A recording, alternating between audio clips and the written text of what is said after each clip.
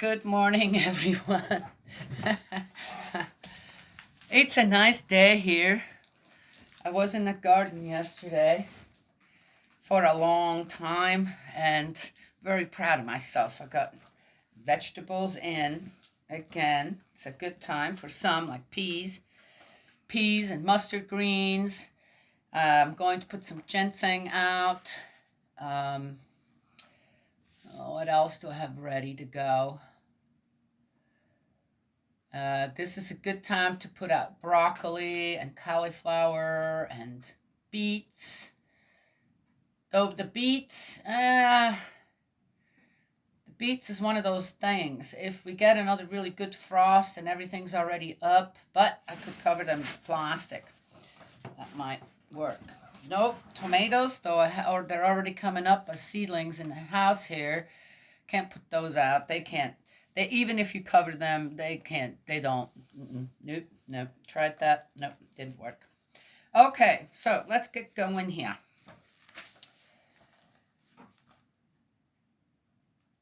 Then I had an idea on how we now, after 20 years and having horses and other animals, right, for so long, we have this hill where we dump all the manure, and as I said, have different places we put it. So then after 3 years, it really actually becomes just about dirt, right? But it's kind of, because it's been so long, it's kind of gone down the hill. There's a slope, and it's kind of gone down the hill, and it's conditioned farther down. Right? There's always stuff growing. There's no trees there or anything, but there's always some other plants growing, and they die down again in the wintertime. So I'm going to clear all that, I'll have to just pull the stuff out. It's easy to do right now. And then I'm going to put a fence around it. The chickens can still get in it. And I might not even need the fence if I just protect the small plants. Yeah, that's probably not going to work. And Bo, he's so good at just one of the horses, the old one. He just pushes his body against it, and he just step by step, and he just takes the fence down. And I'm not going to put up something like real permanent or anything. Right? So, but I could try again, because that's where all my pumpkins grew last year. And I thought I'll put the loofahs and the cushalls and the pumpkins and the butternut squash and the gourds all together right there, and just let it grow. I bet you it's going to be a huge field of just all that stuff. And there's trees. Little trees and stuff where the plants can also, like the loofah, grow up on it. And I'm going to try that. Why not? Make use of the space. Okay. See what happens. See what happens. See, I still have that leaves. Let's just see what happens, right? Yes? We're not in dire straits where we have to have. I started using the loofah for, instead of buying sponges, okay? With the green side and then the yellow side, and that's what I use for washing dishes. I like that. But it's, again, something that you have to buy, number one. Number two, it's something that about every 2 weeks, if not even more often, you have to replace. You got to get a new one. Often the older ones I save for, cleaning the gourds, for example, because they get really nasty. So I use one that's already kind of a sponge that's already used, but can still be used for something like that. Or, yes, clean up icky spots. But again, it's something I'd say, isn't there another way? But number one, don't spend money. Number two, my garbage becomes organic, biodegradable. Loofahs are great. I've been using a loofah now for about a month or more. Just finally said, okay, just do it. Just do it. And it's great. I love it. I love it. Okay, can I get other people? Here comes Sissy, and she bought another pack of sponges. Like,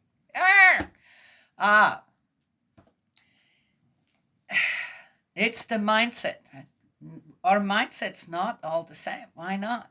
I'm thinking I want to conserve, not conserve and be conscientious about what I use. I have grandchildren, so what do I want? I want them to still have a good earth as well. So I'm trying my best with all the incredible extras we have now. We don't really need, right? Yes, when it comes down to it. So these loofahs are great, and they last about a month. I'm amazed, and they stay really clean. They clean up really good, and then the last one I used to, I thought, okay, this one's getting kind of a little old, and I used it to clean all the sunchokes, the Jerusalem artichokes, and it ended up kind of, okay, it's kind of starting to tear apart, and then I could just try to throw it in the fire, done. Or I could just throw it outside, it just disintegrate back into the ground with no, you see? Yeah, so I got another one, but I want to grow some more as well. Okay, just saying, right? It's a little thing. But if everybody were to just do one little thing like that, make one little change in the household, well, guess what? First of all, people whining about money out there, well, then do something. Do something yourself. Change a little something where then suddenly you have that extra cash again you need somewhere else. Or are we just whining because we can whine?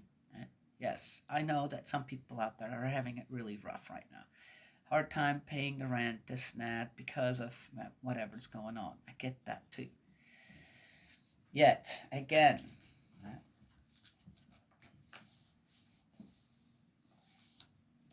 we can make a difference if everybody just pitches in, if that conscience awake.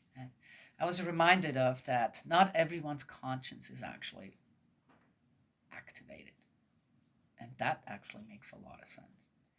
One thing that I do not get out in this world is on how people hurt other people, number one. And especially children or animals. Women. I don't understand that. I don't understand why we have to develop, especially a poison. Poison has been a age-long, every era choice of killing people as well. And in today's world now, it's bio weapons. Why are we developing things like that? Why are we doing that? I have no idea. I cannot wrap my head around it. And I was reminded by someone, not everyone's conscience is activated in that sense of where caring is greater than being destructive.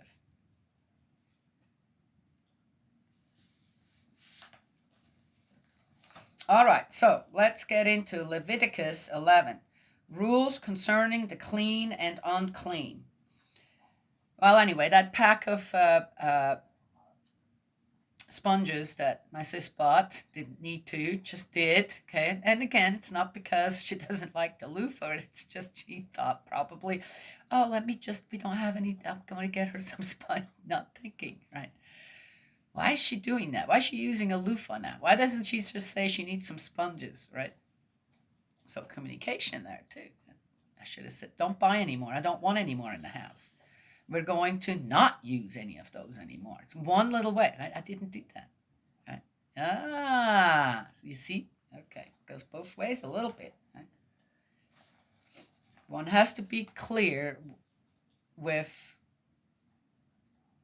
instructions on wanting to change something as well. Okay. Rules concerning the clean and unclean. Oh, well, okay. Let's go find out what that is all about.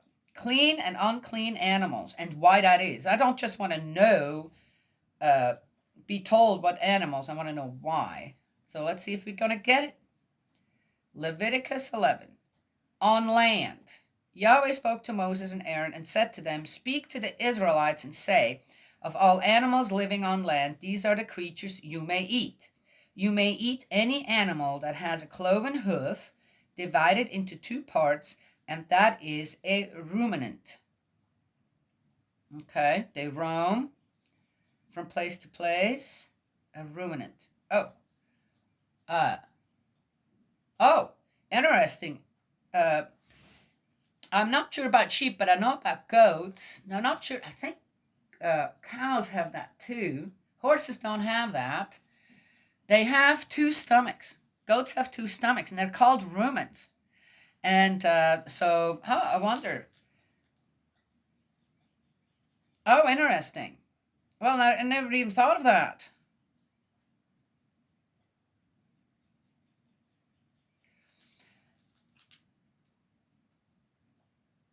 Interesting too. Pigs actually have have a parted hoof too. Ours do that we have here. Huh.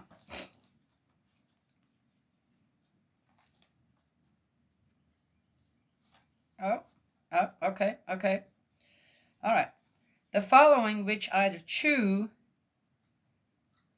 the cud or have a cloven hoof, are the ones that you may not eat. Oh.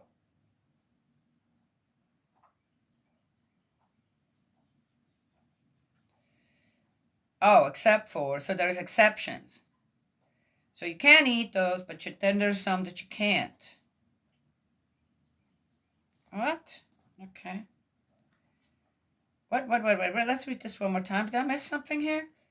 Of all animals living on land, these are the creatures you may eat. You may eat any animal that has a cloven hoof divided into two parts, and that is a ruminant.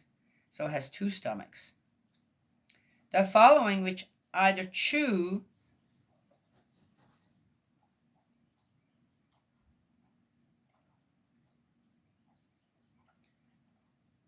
the cud or have a cloven hoof, are the ones that you may not eat.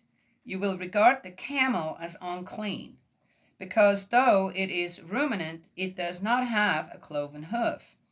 You will regard the coney as unclean. What's a coney? Oh, let's write that down. I have no idea. What's a coney, guys? A donkey or something? A coney. Coney. What's a coney? I have no idea.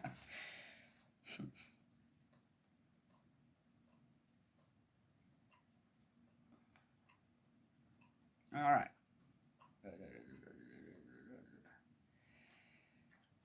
Man, I'm not getting nowhere here. You will regard the coney as unclean, because though it is ruminant, it does not have a cloven hoof. You will regard the hare as unclean, because though it is ruminant, it does not have a cloven hoof. The hare. Now, I know that's supposed to be.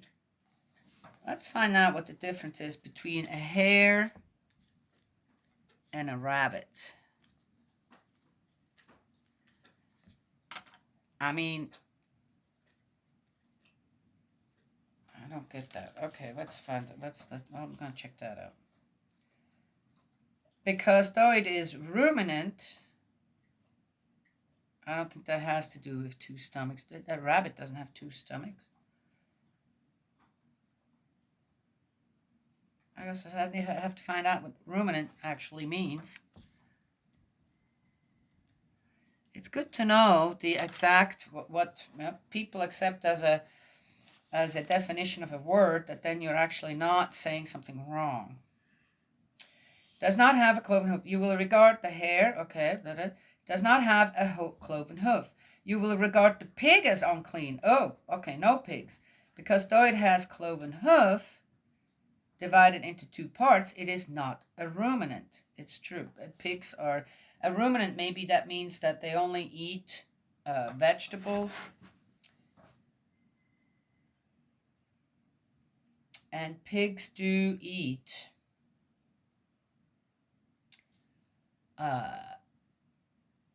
meat.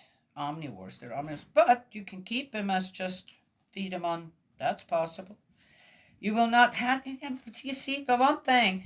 So supposedly at that time, there weren't that many pigs, and especially there weren't that many pigs. It's kind of a special thing. And pigs can be really destructive. So, yeah, so, okay. But now, if you were to just let the pigs all go and let them multiply, do you know how many piglets a sow has and how often a year? So it's like, we'd be overrun with boars and wild pigs. Ah, you wouldn't be able to grow a garden anymore. And they can dig underneath, they can chew through a fence, and they will just dig everything up. So how would people grow anything? How would you grow anything? Just shoot them and let them lay there? I mean, how does that make sense? Then why would God even create a pig? Right? Well, that could go for the other animals as well. Well, at that time, okay, maybe a reason for it. Right? But I'm not getting the reason yet. And it looks like I'm not going to. I mean, I got it because of okay. So at that time, they didn't have the wormers we have now, and you could get really sick, right? So God's just trying, with these rules, at that time, God was trying to keep his people, what? Healthy. Okay, good, got it. You will regard the pig as unclean, because though it has a cloven hoof divided into two parts, it is not a ruminant. You will not eat the meat of these or touch their dead bodies. You will regard them as unclean. Oh, okay. So a camel is pretty big. So when a camel dies, you just leave it laying there. That's gosh. What if it dies right in the camp next to your house? You're not allowed to touch it. Yeah. Well, that's gonna stink, big time. I'm just saying. In water. Okay. Be in water. Of all that lives in water, these you may eat. Anything that has fins and scales and lives in the water, whether in sea or river, you may eat. But anything in sea or river that does not have fins and scales, of all the small water creatures and all the living things found there, you will regard as detestable. Fins and scales.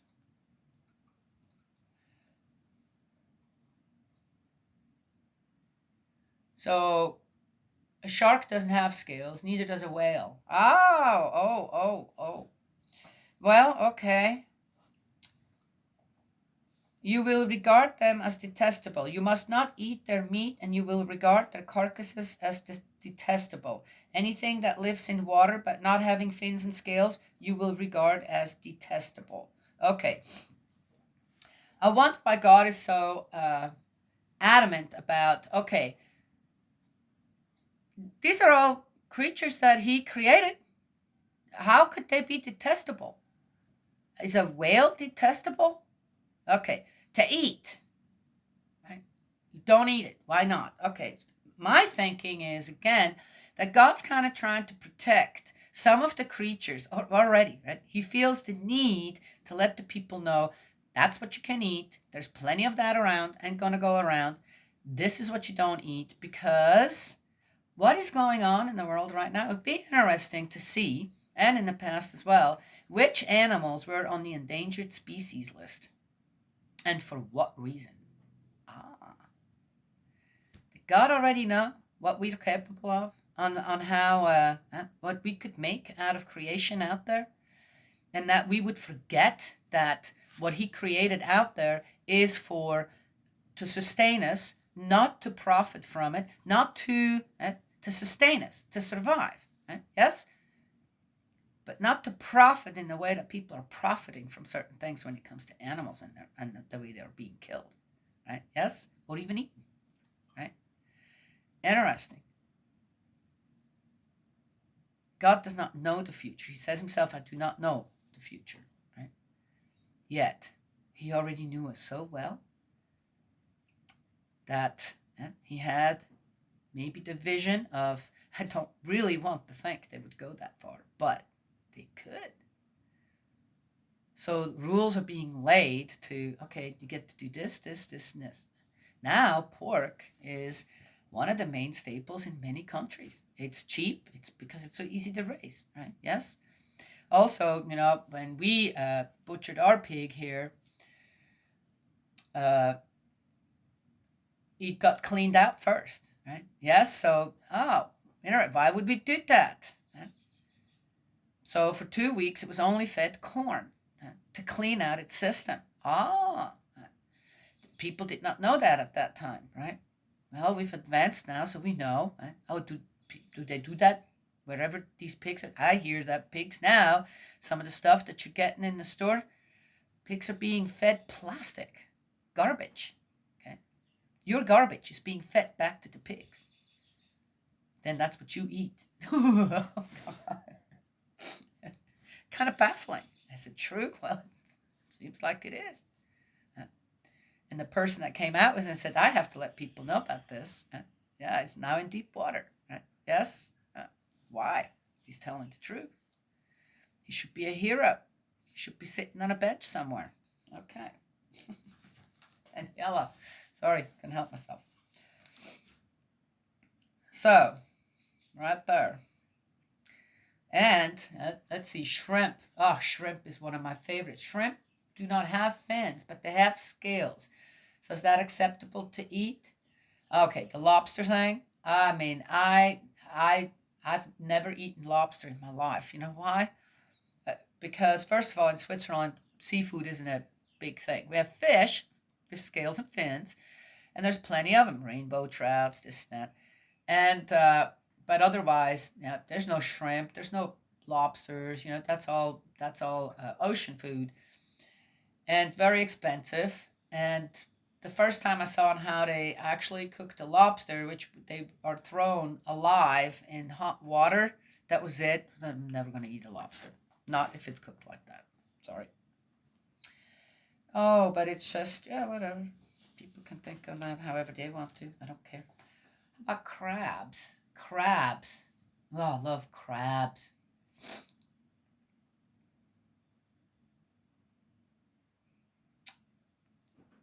I don't know. I think too that some things when you read up on animals, they're needed for the ecosystem. So again, I think also certain things got told people not to eat because first of all, they didn't know yet on how to make unclean meat clean, like the pig, for example, that I mentioned. And the other thing is that the ecosystem and the way that animals work with the whole of the principles of creation, one wants to be careful to make sure that you have enough around to keep the balance. Right? Yes? Okay. That kind of makes sense to me. So I'm getting into what? Well, you know what? God was everything, right? Economist, scientist, geologist, theologist, you name it. Whatever is out there, God is it. In the proper way. Birds. Of the birds, these are the ones that you will regard as detestable. They may not be eaten. They are detestable for eating. The tawny, vulture, the griffin, the osprey. I think that's an ostrich. Osprey. The kite, the various kinds of buzzard. All kinds of raven. The ostrich. Oh no, there is the ostrich. The screech owl, the seagull, the various kinds of hawk. Horned owl, night owl, cormorant, barn owl, ibis, pelican, white vulture, stork, the various kinds of heron, the hoopoe, and the bat. I wouldn't want to eat a bat. Oh, again, so here's the bat. I don't know too much about all the other kinds of animals there and why one couldn't eat those, but I know the bat, again, in order to keep mosquito population down and certain other flying insects, right, that then they don't become swarms and dangerous to us, right? Bats are amazing. They eat between let's say 4,000 and 10,000 mosquitoes a night. One bat. Wow. That's pretty amazing, don't you think? Yeah. Anyway. So there it is. Okay. Don't eat those kind of. Well, I can go with that. Was there anything in there that I'd say, well, the ostrich. I don't know if people eat ostrich. I guess they do ostrich meat. Yeah, I've heard of that before. Owls. Who would eat owls?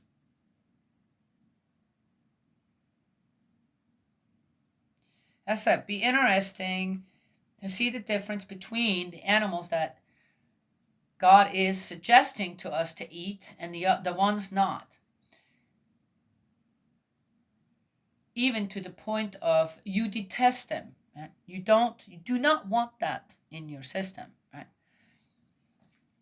I don't think it's just because you can't eat them. There's another reason, other reasons that I already mentioned for it, because people were so okay.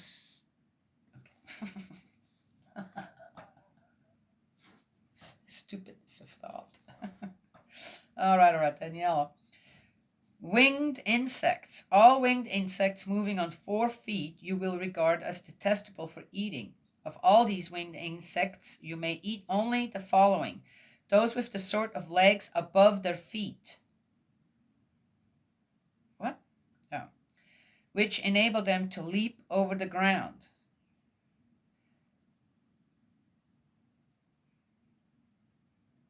There are the ones you may eat: the various kinds of migratory locust, the various kinds of, these are the ones you may eat: locust, the various kinds of Solholm locust, Hargal locust, and Hagag locust. But all the other winged insects on 4 feet you will regard as detestable for eating. Oh, I'll remember that next time we have a locust year. A locust, well, supposedly they're good to eat too. Crunchy. Nom, nom. Contact with unclean animals. By the following you will be made unclean: anyone who touches the carcass of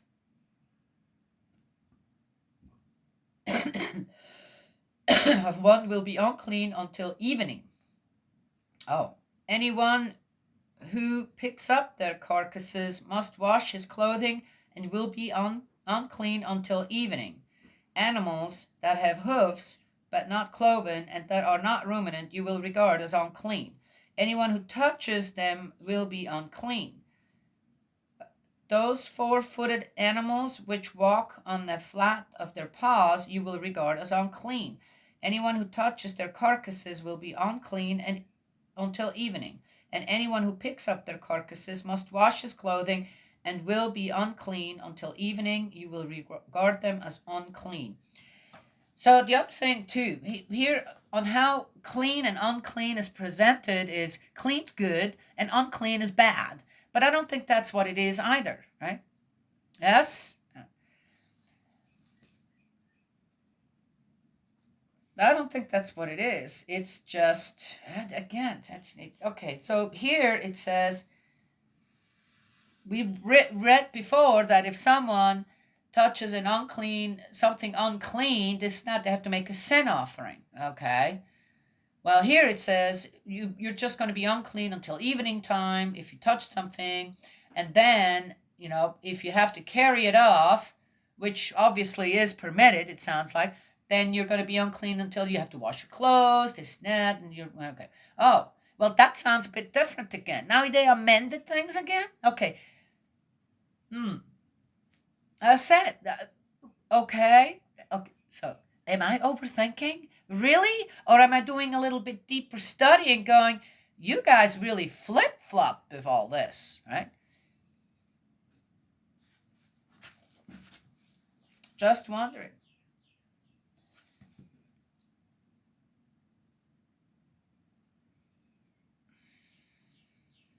Small ground animals.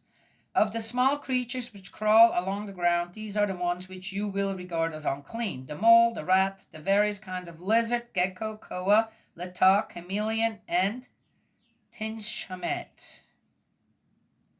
Ten Shamet. Ten Shamet. What is that? I have no idea. It's interesting that the animals that everybody knows is written regular, then the Koa, Leta, chameleon is regular, and Ninchamet, I'm assuming that's either Greek or Hebrew, is written down in a different script here. Okay. I could go and check them all out, but I doubt they live around here, so. Yeah, I know that. What are you going to do if, in a world where everything's right, one wouldn't have to eat animals like that, would one? But rats, man, rats can be a problem, right? Yes, they too, mice, moles, voles, and yet they can tear up your garden. This, nah. Okay, so don't eat it. Didn't say that you can't get rid of or at least deplete the pest a bit. But there are ways to grow things where even if you have these animals around and you have to share some with them, okay, rats, as I said, we've lived here for 20 years and I've seen one river rat and it was dead. One of our cats must have killed it. But it was pretty big, but it was a river rat, you could tell. We have a river really close by. Well, a couple of miles, 3 miles or something. So it could have found its way here somehow, right? Yes? But one in 20 years. And why do you think that is? Where do rats show up in great numbers? Oh. And why? Okay. Well, anyway, I'm good. I don't really want to eat any of that stuff. Lizards? No, not going to eat a lizard. Again, I think mainly this is all for God's trying to protect the people because they just didn't know yet at the time on what kind of diseases an animal can carry. And again, we don't like fleas on a dog yet. And if there's not that many, if it doesn't get really out of hand, then there's no problem. And the fleas and the dog have this symbiotic relationship. Okay. I don't know why, right? Why don't these fleas jump us too? Well, we don't have enough hair. I got hair here. Oh, that's lice. Okay, well, that's a different, right? So, but why do fleas not? They bite us, but they don't. I suppose they can get sick too from a flea bite. Yeah, but again, okay. No, what's the? I think that it would be interesting. And there are studies out there, but if all the studying for bioweapons out there to kill each other, which I'm not getting that either. Why would anybody want to do that? We haven't learned anything from the past where people, especially when it came to the ruling caste, poisoning each other so they can take the throne and they can be the better one. And here we are. Now we have created bioweapons that can poison people in a large numbers. This is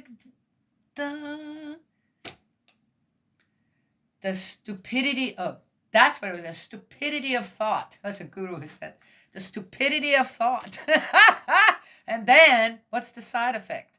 Oh, that thought becomes a reality, right? Yes? Oh my gosh, how does that make sense? Anywho, so, a little bit the same thing here, a little bit in a different area, but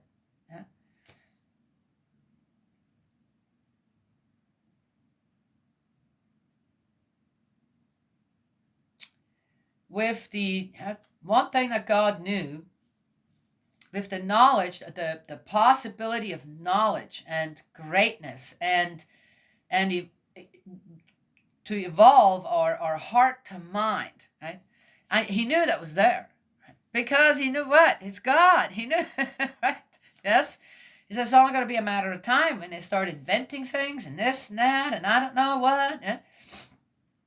And they might be getting into some things they shouldn't be getting into. It's going to be destructive. So what do I do? So he gave clear instructions about the principles of creation. Let's see if they can and figure out why.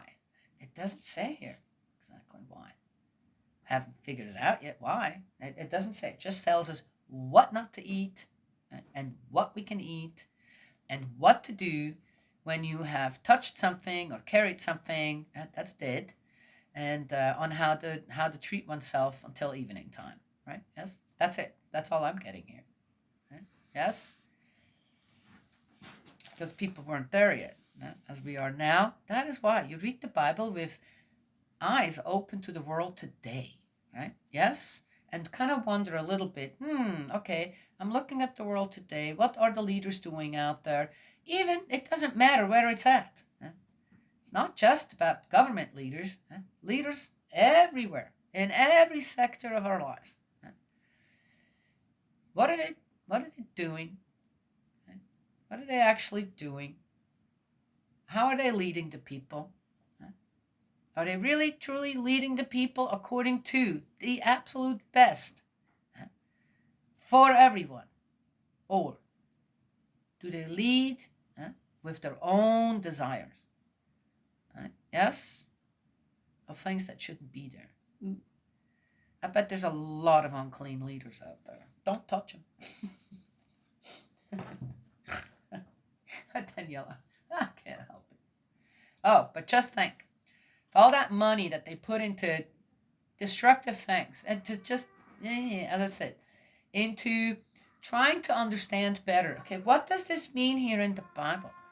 Oh, but this is just the Bible. This is about theology and belief and faith. And it's really, what did I say in Genesis? The 6 days of creation. And, oh, just so, by coincidence, the 6 days of evolution, or the 6 periods, of periods of evolution in science are the same. Not just the same, the exact same. Who came first? The Bible or the science of evolution? Tell me. Ah, yes. So, again, we can't take our cues from the Bible when it comes to certain other things, like science, to study and go, okay, why is it this way? And why is that needed for balance in the air, on earth, in the water?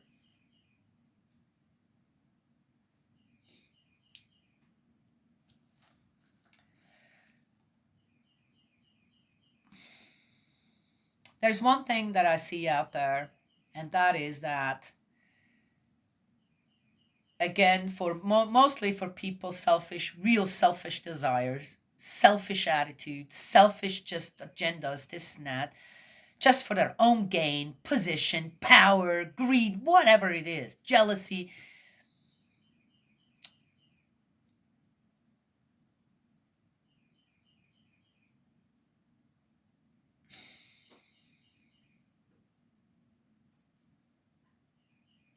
They have forgotten where to actually put their attention when it comes to the whole of the earth and living as human beings together, and then with the creation, of course. What our purpose in life is here on earth, and on how exciting and elevating it can be, in the physical and the spiritual,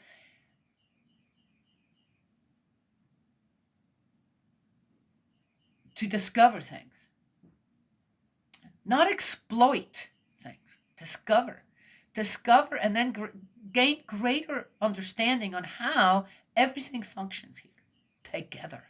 Right? Yet, where is science? What are they doing? The economy. What's happening there? Otherwise, whatever else is out there. We will eventually come to the understanding that all of our attention as evolving human beings was a big, great waste. big, great waste when it comes to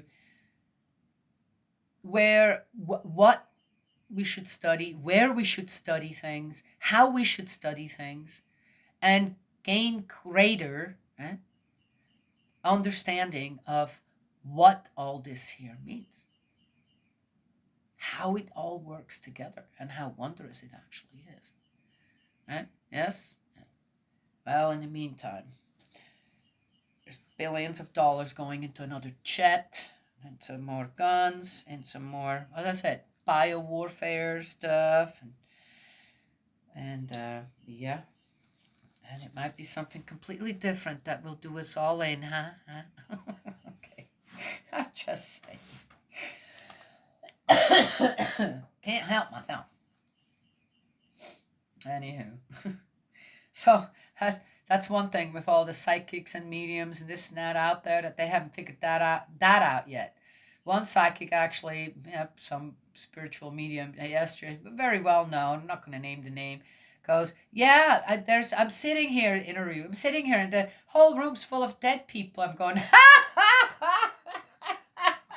he says he's a spiritualist, a medium, talks to spirits, this and that, communicate, and he's calling them dead people.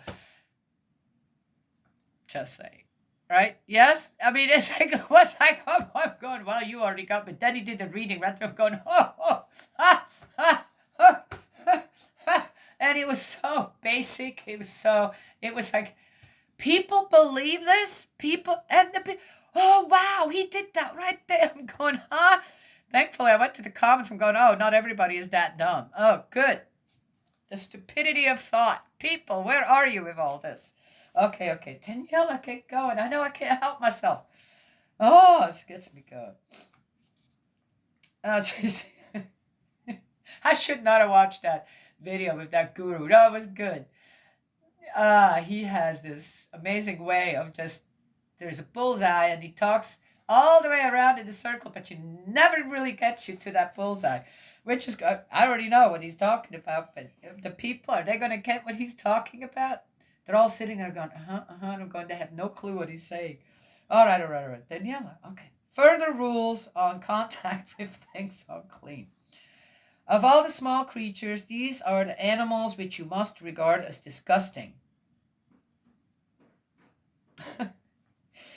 So, what?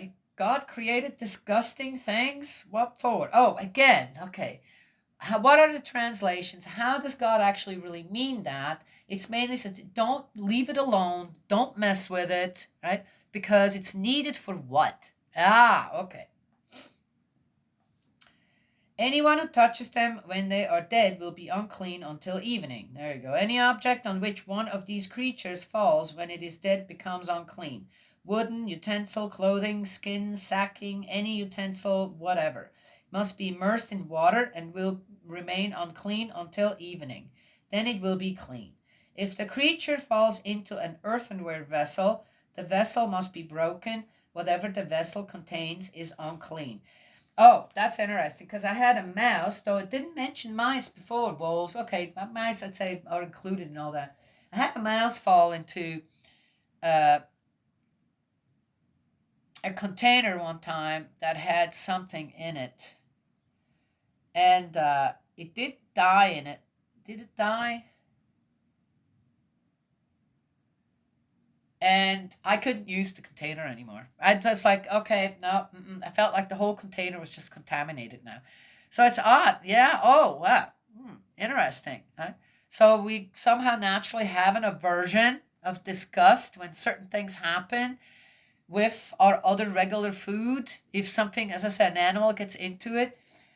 Yeah, there we go. I mean, we seem to have a natural instinct we do also have when it comes to things like that, and we should follow our instinct then.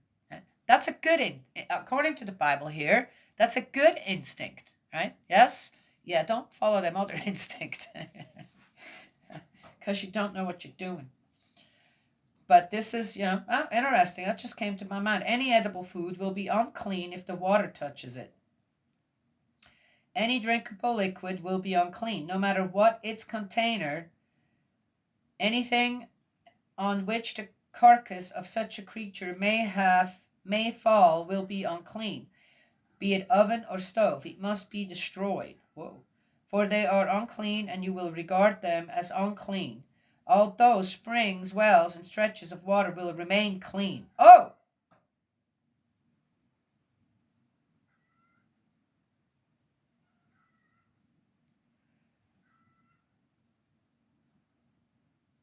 See, there it is again.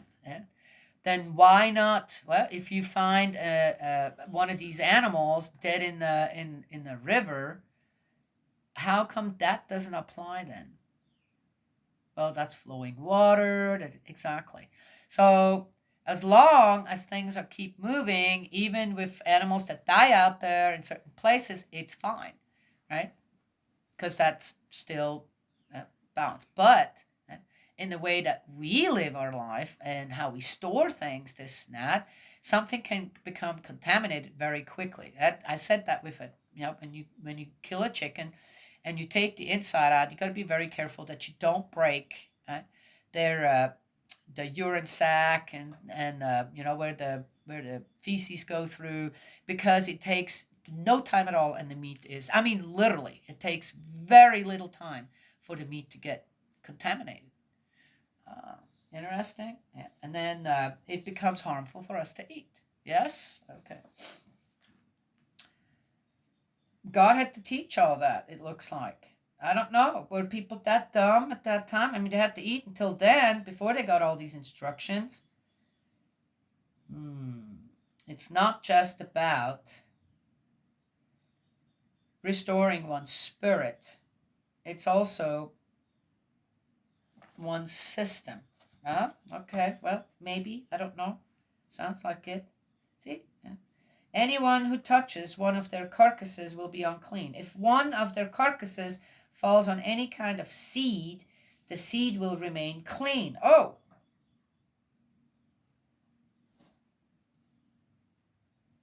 But if the seed has been moistened and one of their carcasses falls on it, you will regard it as unclean. So if it has sprouted, if it hasn't sprouted yet, it's fine. But if it has sprouted, it's unclean. See? Again, because then if the seed has already sprouted or gotten wet and swelled, then there's already a possibility for contamination to happen in what? The seed, right? As long as it's dry, it won't, it can't penetrate the hull. Isn't that interesting? Yes? Okay. See, I'm not all that off with my thinking here. Well, Spirit world always guides me.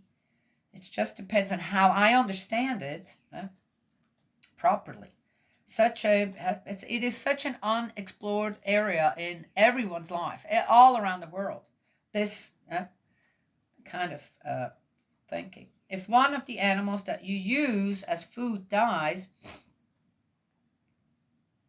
anyone who touches the carcass will be unclean until evening. Anyone who eats any of the carcass must wash his clothing and will remain unclean until evening. Oh, so you can eat it. What happened to all the sin offerings on that again? Okay. All right, I guess there's the what is it, complementary legislation. Oh, there you go. I guess they were losing too many people, huh? Outlawed half of them in the first. I don't know. Anyone who picks up the carcass must wash his clothing and will remain unclean until evening. It has happened here where someone brought us a deer that was a roadkill. Okay, a roadkill. They hit it and the deer died, and they brought it to us instantly. Now, being hit, is that, okay. I mean, if they would have said, well, we found it, it would still look good, so we're bringing it to them going, yeah, no, we're not doing that. But this was, the deer hit their car, they were fine, but the deer died, and they brought it instantly to us. So it was basically almost still warm when they got here. So, okay. I think that one of the reasons, again, is that you can't, if an animal dies and you're not right there and you don't really know, and that this was a hit by a car, what's the difference between shooting a deer, getting hit by a car, or with an arrow, okay, and then it's immediately transported, okay, and then you can cut its throat and the blood will, you can drain the blood. Aha, okay. Got to drain that blood. Okay. Blood, because I get, yeah, just see it. I got to go and study that up. Yep. I'm assuming that the blood, once it curdles the snot, it will contaminate. Yes, yes, yes, yes. The meat. Okay. Cool. Oh, learning all kinds of things. Now I want to go and read up on certain things. But again, all of this is, already somehow when I read this, I'm going, yeah, okay, now certain things are a little different now, so, and I'm good with it. And, but other things, just having been a farmer and raised animals and vegetables and all that, living out here in the wilderness now for so long and grew up kind of like that as well, then lived in the city, this is not that hard for me to understand, or even in a sense, yes, know what I'm repulsed by, or will not do, or will not, no, we're not going to eat that anymore. By instinct, not by knowing exactly why, just by instinct. That's been kind of instilled into my system, into the physical senses. Okay, well, interesting, right? Yeah, okay. The religious aspect. Any creature that swarms on the ground is detestable for eating. It must not be eaten. So no ants. Don't eat ants. Anything that moves on its belly, anything that moves on 4 legs or more, in short, all the creatures that swarm on the ground, you will not eat, since they are detestable. Do not make yourself detestable with all these swarming creatures. Do not defile yourselves with them. Do not be defiled by them. For it is I, Yahweh, who am your God. You have been sanctified and have become holy, because I am holy. Do not defile yourself with all these creatures that swarm on the ground. Yet it is I, Yahweh, who brought you out of Egypt to be your God. You must therefore be holy, because I am holy. So again, how did this become a religious aspect here now? And what's with the swarming? I know that, for example, the anteater, the armadillo or something, anteater, loves ants. Okay. Again, is it more about balance rather than, and in a way, God says, I'm going to have to let them know, no, this is detestable, yuck, don't do that. Yes? Most people don't easily eat exactly what we're talking about. These little insects swarming on the ground. If I hear that, snakes are real good to eat, actually. Taste a lot like chicken. Okay, I'm sorry. I actually had some snakes before. And it was all right. I mean,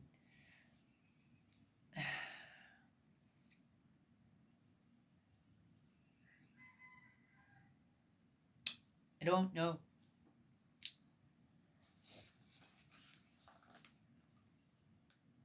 But don't defile yourself. I'm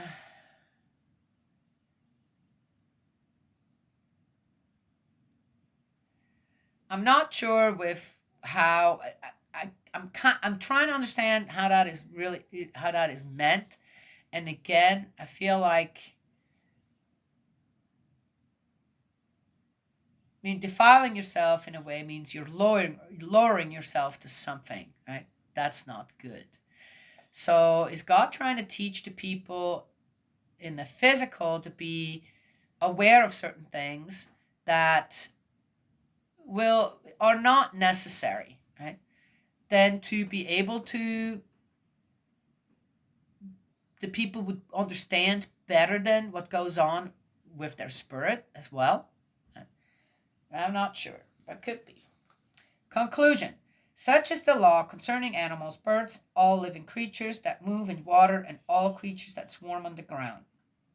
Its purpose is to distinguish the clean from the unclean, the creatures that may be eaten from those that may not be eaten. Okay, got it. That's the end of,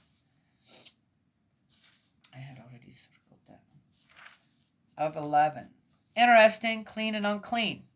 I want also, in many ways, I want to make some excuses for certain things that I have eaten, still want to eat, this and that, and most likely will still eat.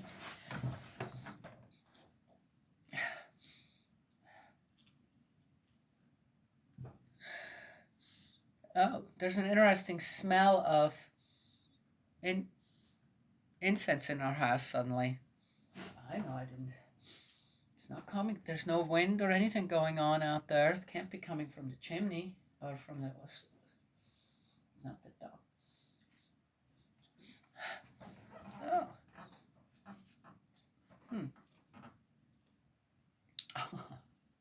Thank you.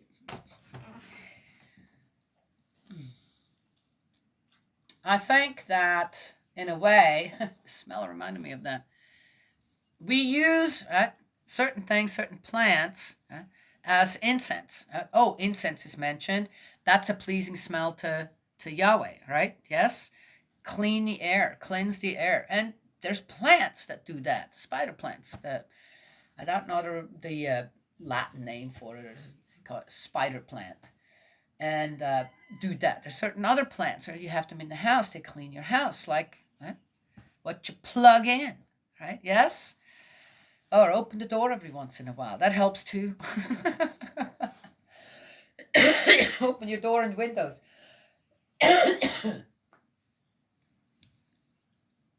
Sometimes I have visited people's homes in the past where you walk in the house and you're going, how can you guys even breathe in here? The air is so thick in here, right? Yes? Open the door. Let the air move through your house. Right? Yes. Anywho, so that smells just reminded me that there are smells, right? Yes? Our five senses, what are they all about? There are smells that cleanse, right? That get purify and cleanse, right? What? Our surroundings, yes? And, in the way, again, so we're getting into something else here now. Why is the incense important, right? Yes? And so why is it important that we pay attention to what we put into our body, right?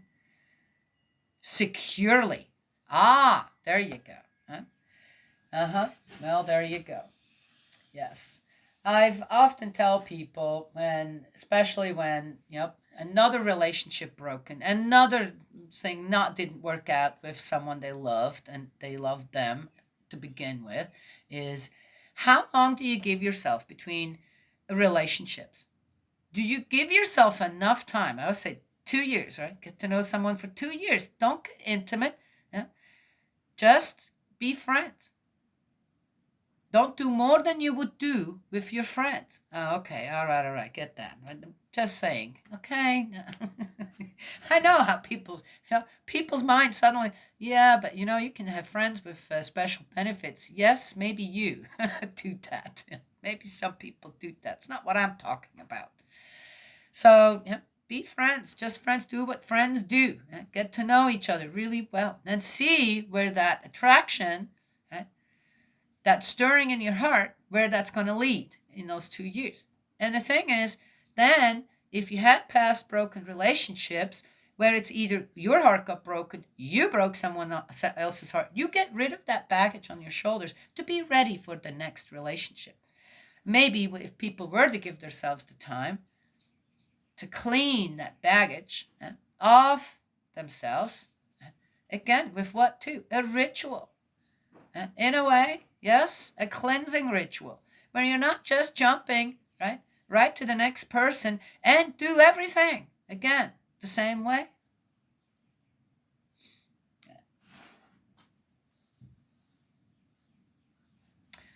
I think it's a good idea for people to know when then you're being given the ultimate, in a way, being together as a couple, that who who you're giving that ultimate to, and who's the person that you're getting it from. Right? Does that kind of make sense? Oh, interesting. So people talk about the five physical senses. People talk about the five spiritual senses. Interestingly enough, there's a young guy, he mentioned that in a near-death experience. It's the first time I ever heard somebody mention the five spiritual senses, right? That hasn't read the Divine Principle, for example. And I thought, wow, right there too. How do we know our senses? Right? People like to go with the chakras and stuff. I'm going, you guys have no idea what that even is. I'm just saying, okay? It's like, does everything need to be made into some kind of a humbug? Okay? I mean, everything. And again, here,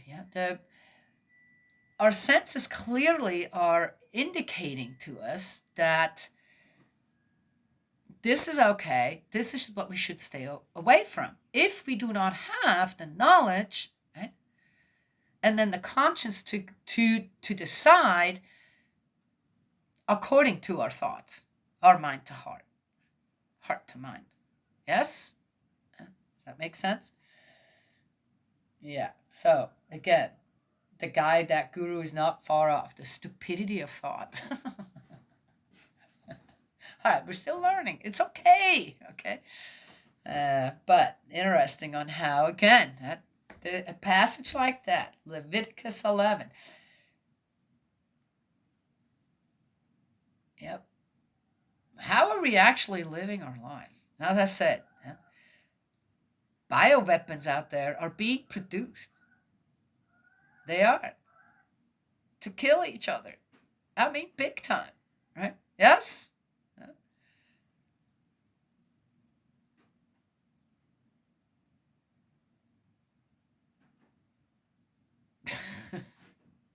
That's a great.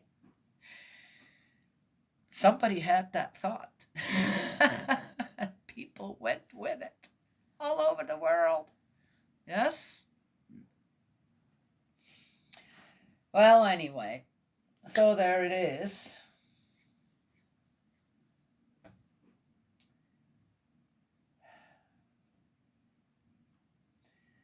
I don't need a sponge that is produced with, no doubt, a whole bunch of chemicals. I like Malufa, which I grew here into a sponge, and it works great.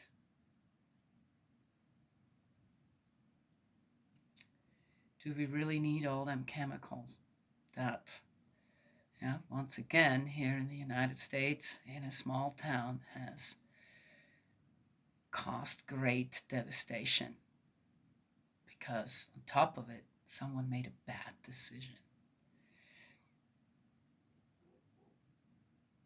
Something to think about. I think we're getting the warnings all over the place.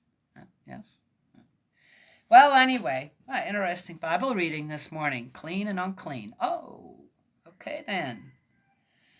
Sponges produced with poison, this and that, you get in the store. Unclean. Don't touch them. Loofah, grown, out there in nature. Then, clean. Oh, good example. God's love and blessings always. May He protect you, and I will talk to you another time.